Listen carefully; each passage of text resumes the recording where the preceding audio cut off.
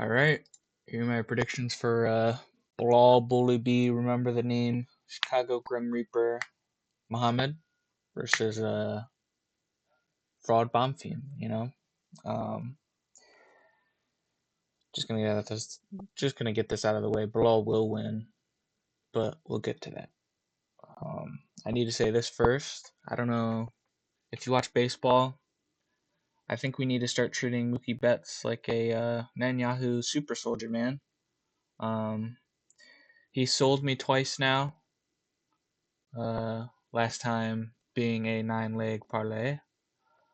Um, yeah, he is garbage, and he's on the ban list. But all right, let's get to the fight night. Ketlin Souza versus Ariane Carnelozzi. I'm gonna go Ketlin Souza. Ariana Carnelozzi isn't that good to me. She's just strong. Ketlin Souza actually has pretty good grappling. She's a pretty fast striker or a fast boxer, and she knows how to win. Um, I think she's getting better too. I think she's relatively young. I think she's like 30, 31. Ariana Carnelozzi is actually kind of old. Um, and wow, Carnelozzi is way smaller, only 5'2" as well. I mean, I guess you got to be that short if you're. So yeah, Ketlin Souza is actually gonna be taller, which I don't think she ever is. I think Ketlin Souza is gonna win this by decision. Um, I think it's actually gonna be probably like a smudge fest. Ariane Carnelozzi might be able to outmuscle her, but I think Ketlin Souza is kind of a lock. I think she's just better everywhere. Um, yeah, gonna go Ketlin Souza by decision. Don't know these two. All right. Jordan Levitt versus Joe Anderson Brito. This is actually a hard fight for me. Uh, I think it's really 50-50. And I'm leaning toward Levitt because I'm looking at both their resumes. Neither of them have any good wins, right? I mean, Drew Anderson Brito beat Diego Lopez on the Contender Series, but that's not UFC. It doesn't count. Um, but dude, he has nothing else. He has no other good wins. Jordan Levitt has no good wins, and honestly, his losses kind of suck. But there's a pattern with his losses. His losses are to grapplers. Okay, he's lost to Chase Hooper, um, Patty Pillman. Those are the two notable losses. I mean, I think those really are his like two main losses. And he looks really strong in featherweight, like really strong. So I think that's gonna help him. Anderson Brito is not the greatest versus grapplers. Anderson Brito actually has good grappling, but for some reason when a grappler gets on top, he kind of struggles to get back up. Um, but he is good on the feet. Jordan Levitt's not horrible on the feet. Like he can survive. Um, but yeah, no, look, losses are to Pimblett and Hooper, and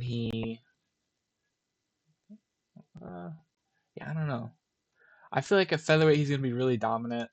Um, and I don't think Joe Anderson Brito is gonna be able to find the finish on the feet. So yeah, I'm gonna go Jordan Levitt. Um, how has Joe Anderson Brito lost actually?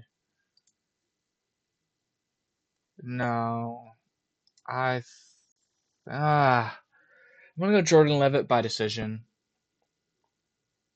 Yeah, I think Joe Anderson Brito is probably gonna have good enough jiu-jitsu. Mostly, I'm saying that because he's Brazilian, but I don't know. I think this is gonna be a really close fight. I could see it going 50-50, but I'm gonna lean Levitt.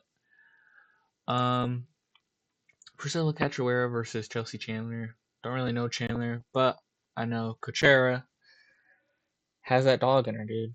She's literally the queen of blockheads. She literally moves forward, takes punches, and tries to swing. Doesn't really hit a lot, but um, she had a pretty competitive fight versus the one girl who I also don't think is that good. But Yeah, I think if you're still competitive, you could probably, if you're competitive with anybody on the roster, you could probably beat Chelsea Chandler. Um, so yeah, I'm gonna go Priscilla Cachoeira by KO. Bruno Silva versus Edgar Chairez. Edgar Chairez, if I'm not mistaken, Felipe Boons, yeah, and he went close decision with Felipe Boons. I low key, honestly, when I was watching that fight, he got out grappled majorly, and he was low key getting tagged up on the feet too. I don't think Edgar Chairez is that good. He has nobody good on his resume. Bruno Silva is having he had a decent fight with Joshua Van, like he lost, but he was in there until the third round. Had a good fight with Charles Johnson that he arguably won. Um, he's just losing to elite comp and beating everybody else. Like he dominated, like utterly dominated. What's its name? Hung Sung Park, and I think Hung Sung Park could low-key beat Edgar Chairez, man. Bruno Silva's good. He's fast, powerful, good everywhere. Yeah, I think Bruno Silva's a lock, to be honest. He's good. He's always game. I think he's a true top 15 guy. That's just barely top 15. Marcus McGee versus John Yanis. I think Marcus McGee by KO, probably in the third or second. I think he's just better on the feet. Um, yeah, Marcus McGee is pretty good. Matt Schnell versus Alessandro Costa. Alessandro Costa by KO, probably in the first. I think Matt Schnell is completely washed. He was never really that good. Um, and yeah, Alessandro Costa is literally only losing to the elite, like, or he's only losing to like top 15 worthy. Urseg is top 10 flyweight, and this Korea guy is a future top 10 flyweight. He trains with Joshua Van. He's really good. Um, so yeah, usually losing to those two guys is not crazy, and he has good power, and Matt Schnell has no chin. I think he's a lock probably by KO in the first round, but his KO is probably gonna be like around minus 500, so you're not really making money, but he's a good parlay piece to be honest. Okay, I think Iwo Baranuski is actually one of the most overrated fighters on the roster. I don't think he's good, um, at all. Your best win, oh, excuse me, sorry, is Ibo Aslan, which you almost got starched out by multiple times. That's a problem. Okay. Austin Lane is not a win. That's literally like throwing me in versus ants. Like I'm just gonna step on them. Um, that's literally what it is. Austin Lane is an ant. Junior Tafa is better than those two guys, or at least on a similar level to Ibo Islam, right? But my thing is, I think Junior Tafa, pound for pound, actually probably has more KO power than uh, Ibo Aslan. Um, Now, I'm still gonna go Ebo because I think he's proven to be able to win. He's fast, strong. Like if he hits clean, he'll start. Like he actually is powerful. He hits harder than Junior Talfa, I think, but Junior Talfa hits hard is my point that I'm trying to make here. Like Junior Talfa could put him out cold. Um, but yeah, I think Ebo, if he has any type of grappling, should. Junior Talfa really can't grapple at all. If you get him to the ground, you're gonna find a sub. Um, but yeah, I don't think the game plan for Elo should be to rush in there like a hothead and just kind of throw until you hit. I think you actually need to treat Junior Tafa like a threat because he is on the feet. Um, like he literally rocks everybody he fights. So yeah, I actually don't. I wouldn't recommend if you're betting to put Ewo or Junior Tafa. Honestly, I would not recommend Ewo Junior Tafa because these plus money is actually. I'm not gonna lie. I think him by KO is a possibility at like plus 400. Um, yeah, but I would really say the real thing is just go the under a half, 1.5, which I think is like minus 300, but it's probably a lock. But yeah, I'm still gonna go Ewo just because he's proven kind of that he can win. When Junior Tafa has to literally be fighting people that don't belong in the UFC to win. Bryce Mitchell versus Santiago Luna. I think Bryce Mitchell is gonna fraud check this guy. Bryce Mitchell's literally only losing to top 5 competition. And he's strong and big for bantamweight. Like, he looked really good in his. He just looked strong in his last fight versus Saeed Nurmagomedov. And Saeed is a threat, dude. Right? Saeed in the first round is good, and yeah. Not to say all Dagestanis are good, but they're good on the ground. Like, that's just genetically they're made to be good on the ground. And I don't know, Santiago Luna, man. From watching him, I think he's good, but I don't think he's as good as the guy Bryce Mitchell's have beaten. Like, the guys Bryce Mitchell has beaten. Bryce Mitchell is a true like top 15 caliber fighter with like top 5 wrestling. Like, he took down Ilia Topuria. He had a somewhat competitive fight with Ilia Topuria until he got starched out cold. Now, that is the only thing. I think if you're a Santiago Luna, you go by KO. Um, he's definitely not winning a decision. No way in hell. He has to win by KO. And he's on like a week short notice. He's really young, inexperienced.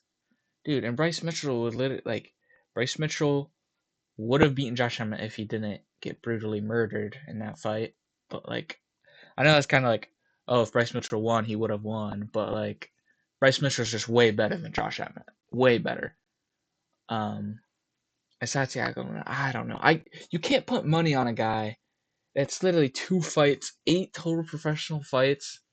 He's just not proven at all. Bryce Mitchell, like, the only guy that really dominated him was Gene Silva, and Gene Silva is arguably the best featherweight on the entire roster. And Bryce Mitchell is really small for featherweight, and I think he's big for bantamweight, like really big. Yeah, I think Bryce Mitchell's just. I think he's gonna he's gonna find the submission in probably round 1 or 2. I don't think Santiago Luna is gonna be that good. People say he has wrestling. If he beats Bryce Mitchell, then you could say he has wrestling. I don't know. He's just too unproven for me to think that he beats Thug Nasty Bryce Mitchell. I think Bryce Mitchell's actually really good. And for bantamweight, he's strong. Freziem versus Tom Nolan. Freziem, bro. Freziem is really good. But go Freziem. I don't actually know. Just go Freziem. Brendan Allen versus Edmund Shabazian. For minus 230, he's a complete lock. Brendan Allen is actually going to get the submission in round 1 or 2. Brendan Allen has really good striking. He's amazing on the ground. And he's pretty big, too. They're equal size. He has longer reach by 1 inch. Brendan Allen's really good, dude. I think Brendan Allen's like really underrated right now. Just because his loss, I don't know. Brendan Allen's just stupid. Like, I don't know why. He just loses fights that I think he should actually have. Like, he loses in really bad ways. Like, I feel like whenever he loses, he gets dominated, even though he should have a competitive fight with everybody. It's weird. But yeah, Brendan Allen's going to school Edmund Shabazian. I think he's just going to find the sub in the first round or 2. Way better on the ground and good enough on the feet to not get finished. Belal Muhammad, Bully B, the Chicago Grim Reaper, versus Gabriel Bonfim, whose best win that you can count, you can't count the Stephen Thompson win because that was a robbery, is genuinely Randy Brown. Go watch Randy Brown's last fight with Kevin Holland. It's not a fight. Randy Brown is there to be punched and hit. He sucks. He's not competitive with anybody. Randy Brown is bad, okay? Gabriel Bonfim, I don't think is that good, okay? Now, I would point to the Nicholas Dalby fight, okay? This Nicholas Dalby is literally just a worse version of Belal in every category. Well, slightly better control, to be honest. But, dude, that was 3 years ago. Gabriel Bonfim has obviously improved since then, and he's huge. He's big welterweight. But, dude, Belal is a true top 5 welterweight, okay? He had a he had a competitive fight. I can't say it's close, but a competitive fight with JDM And JDM's actually good when you have pillow hands. Like pillow hands, when JDM's fighting a pillow hands, he's actually like a top 3 striker. But if you have any threat on the feet, he'll just let you beat him up. I actually think JDM has a competitive fight with Ian Gary, even though Ian Gary is way, way, way, way better than JDM. And like, how do I put this? Like JDM would lose to like somebody like,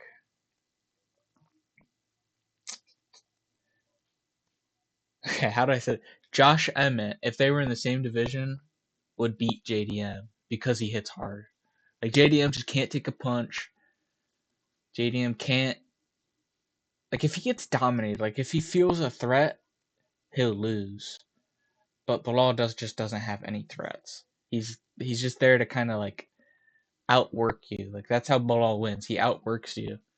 Um, but yeah, dude, Belal's like actually a really good boxer.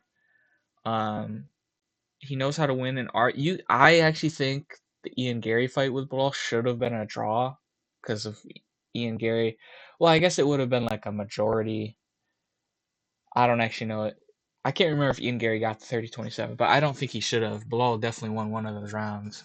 Um, I want to say it was the third round that Belal won, or the second.